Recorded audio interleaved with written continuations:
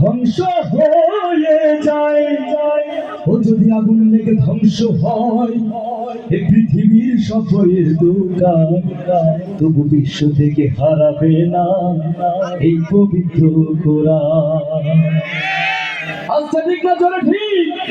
পৃথিবীর সব বইয়ের দোকানগুলো যদি আগুনে পড়ে ছারখার হয়ে যায়, ও আশাশুনি থানার কোরআন প্রেমিক মুসলমান এই কোরআনকে পড়ে যাবে, কোরআনকে পড়ে যাবে। দ্বিতীয়বার দেশ স্বাধীন হয়েছে মুখে হয়তো শুনেছি, কিন্তু আরো একবার বদরের ডাক হয়তো আসতে পারে। আরো একবার যেসব পাইতারা শুরু হয়েছে গোপনীয় ভাবে, আর একবার উহুদের ডাক হয়তো আসতে পারে।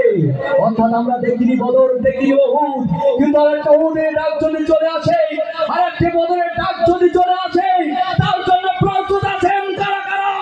আর সারা মালিকের স্লোগান দুটি হাত তুলে দেখায় তারা।